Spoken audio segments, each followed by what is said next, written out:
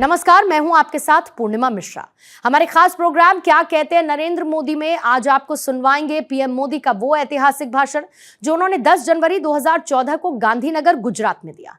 मोदी जी ने अपने भाषण में कहा कि अभी भी वक्त है, कुछ कठिनाइयां जरूर होंगी, लेकिन रास्ते अभी भी खोजे जा सकते हैं, मंजिलें अभी भी पार की जा सकती हैं और मानव जाति के कल्याण के लिए नई ऊर्जा का स्रोत हमारी भारत मां की पवित्र भूमि बन सकती है। ऐसे सपने हमें संजोने चाहिए।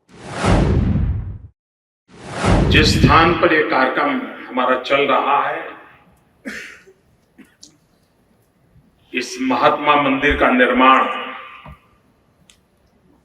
गुजरात की जब गोल्डन जुबिली ईयर हम मना रहे थे 2010 में, तब सोचा था कि गांधीनगर है तो गांधी जी की याद में भी कोई व्यवस्थाएं विकसित होनी चाहिए। और आपको आनंद होगा कि हमारे देश में भी ऐसा निर्माण 182 डेज में हो सकता है।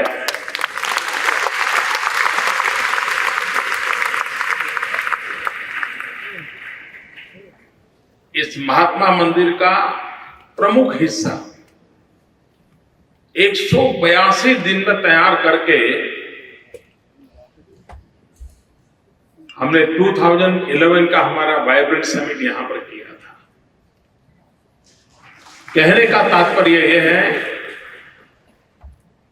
कि हमारे देश के पास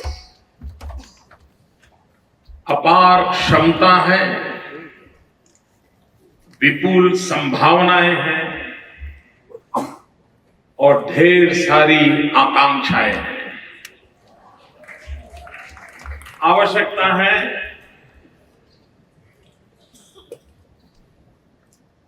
उसको समझे, उसे जोड़े और देशवासी इसके लिए जुट जाएं तो सब कुछ संभव है।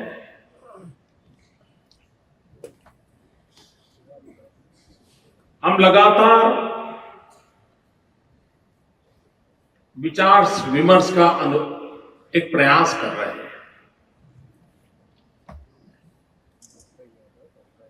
हमारा एक कन्विक्शन है कि देश के भिन्न भिन्न भागों से बहुत कुछ सीखा जा सकता है। देश के विद्वज्जनों से बहुत कुछ सीखा जा सकता है। दुनिया से भी बहुत कुछ सीख करके हमारे देश के काम लाया जा सकता है।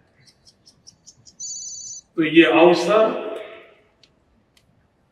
हम गुजरात के लोगों के लिए सीखने का अवसर है, जानने का अवसर है, समझने का अवसर है और हमें ज्ञान देने के लिए, शिक्षा देने के लिए इतनी बड़ी मात्रा में आप आए हैं। इसलिए मैं हृदय से विशेष रूप से आपका अभिनंदन करता हूं, स्वागत करता हूं। एक प्रकार से भारत का युवा मन एक प्रकार से भारत के युवा शिक्षा विद्या का रूप, इसका एक लघु रूप आज इस महात्मा मंदिर में इकट्ठा हुआ है। मुझे बताया गया इस कार्यक्रम में यूनियन टेरिटरी एंड स्टेट्स मिलाकर के 33 राज्यों से इस समारोह में लोग शरीक हुए हैं। हिंदुस्तान के 100 से अधिक वाइस चांसलर एंड डायरेक्टर इस समारोह में मौजूद है।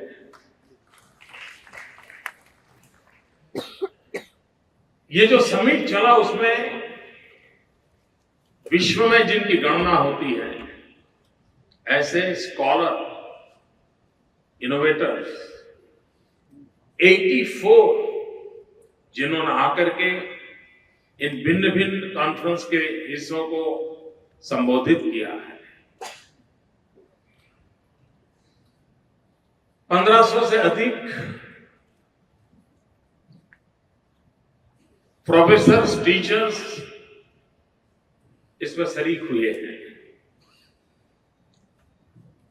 गुजरात के 1500 विद्यार्थी हैं, तो गुजरात बाढ़ से 3000 से ज्यादा विद्यार्थी यहां मौजूद हैं।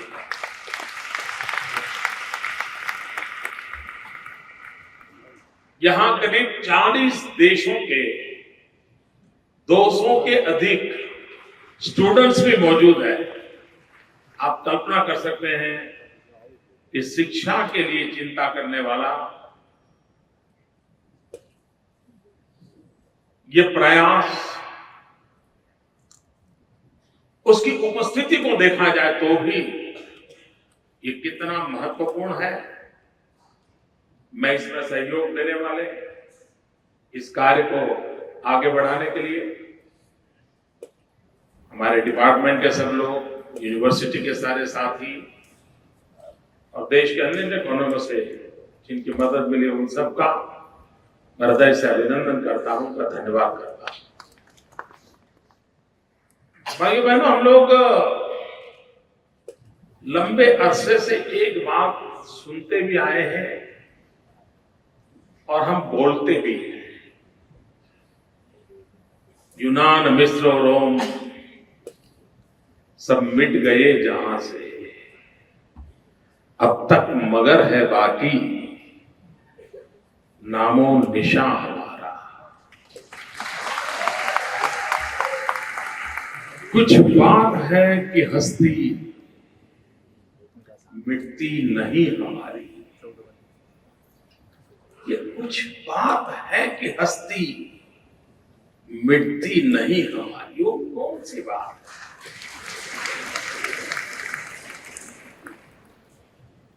कभी तो सोचें,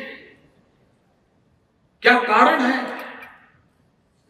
हजारों साल की परंपरा, हजारों साल पुराना ये समाज, ये हस्ती मिटी क्यों नहीं? हमले कम नहीं हुए, संकट कम नहीं आए, दुविधाएं नहीं है ऐसा नहीं है, प्रलोभन नहीं है ऐसा, सब कुछ हुआ। उसके बावजूद भी हस्ती मिटती नहीं हमारी। कारण क्या है? मतलब कई कारण कई लोग बता सकते हैं और हो भी सकते हैं, लेकिन मैं जो कारण देख रहा हूं वो है कि हमारे पूर्वजों ने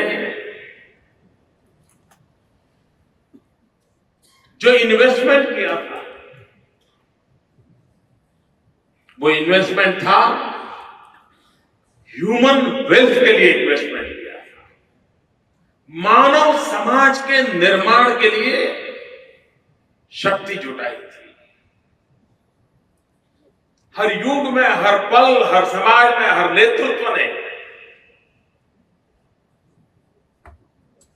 निरंतर उसमें विकास किया। व्यक्ति के निर्माण पर बल दिया गया और व्यक्ति के निर्माण में शिक्षा और दीक्षा, गुरु और शिष्य, संस्कार, संक्रमण, इन उत्तम परंपराओं को हमने विकसित किया और जिसके कारण एक ऐसे समाज की रचना हुई जो ज्ञान पर आधारित थी,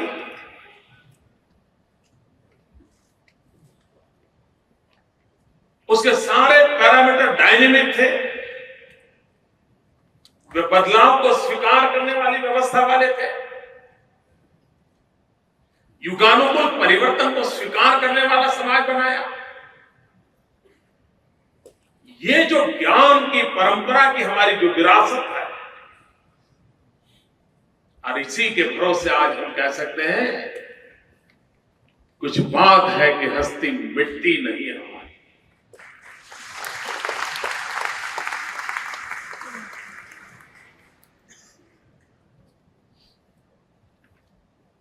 इसलिए अंग्रेजों ने बड़ी चतुराई से, बहुत चालाकी से इसी पर वार करने की कोशिश की।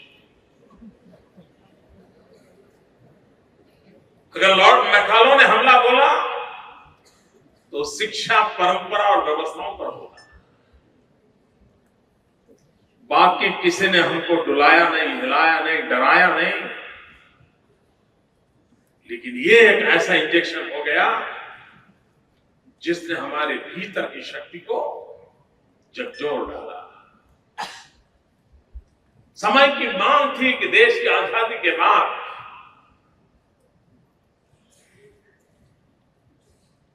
विश्व को क्या चाहिए, आने वाली कल कैसी होगी, समाज कैसा होना चाहिए, क्या यह देश विश्व को कुछ देने का सामर्थ्य रखता है कि नहीं रखता है? क्या इस देश ने विश्व को देने का अपना मन बनाना चाहिए कि नहीं बनाना चाहिए? क्या ऐसे बड़े सपने संजोने चाहिए कि नहीं संजोने चाहिए? उन मूलभूत बातों को अगर उठाया होता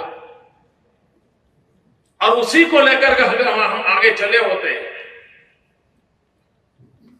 तो हमारी उन पुरानी विरासत, उसकी जो अच्छाइयां हैं उसको आगे लेते हुए, उसमें जो आधुनिकता के बदलाव की जरूरत थी उस बदलाव को स्वीकार करते हुए हम नवी व्यवस्थाओं को विकसित करने का प्रयास करते, तो आज हम विश्व को कुछ देने के लिए योग्य बन जाते हैं। लेकिन भाइयों बहनों, अभी भी वक्त है, कुछ कठिनाइयां जरूर होगी,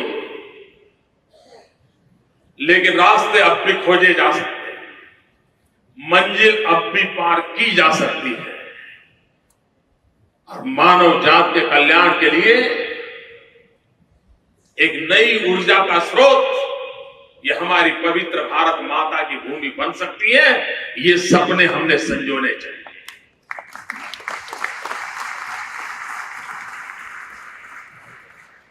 आज कठिनाई क्या हुई है?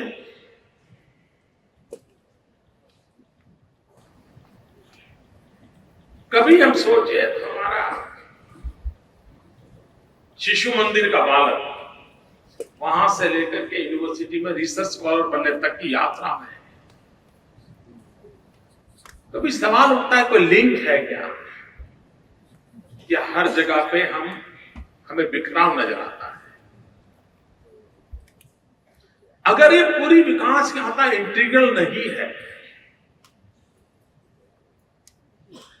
अगर वो सर्कल के रूप में है, छोटा सर्कल, फिर बड़ा सर्कल, उससे बड़ा सर्कल, दूसरा सर्कल, तो मैं समझता हूं मनुष्य के विकास को उसको जोड़ेगा नहीं। अगर वो छोटे सर्कल में है तो वहीं रहेगा, बड़े सर्कल में तो वहीं रहेगा, उससे बड़े सर्कल में तो वहीं रहेगा, उसी में घूमता रहेगा। और इसलिए जब हम इंटीग्रल की बात करते हैं तब एक छोर से हम शुरू करें, राउंड करते करते करते करते उसी सर्कल को बढ़ाते चले, विस्तार करते चले व्यक्तित्व का, जो व्यक्ति से लेकर के समूह से समाज से समाज से समष्टि तक अगर उस यात्रा को आगे बढ़ाता है तो उसका व्यक्तित्व का विकास होता है। हम वो लोग हैं जिसने कहा है कि नर करनी करे तो नारायण हो जाए। हमारे यहाँ ये कल्पना नहीं कोई ईश्वर पैदा होता, ये कल्पना नहीं है। हमारे यहाँ है कल्पना नर करनी करे तो नारायण हो जाए, यानी व्यक्ति के विकास की ऊंचाई को ईश्वर तक ले जाने का सामर्थ्य हमारी सोच में रहा। हमें आवश्यकता है कि उसके लिए नई व्यवस्थाओं को विकसित करना पड़े।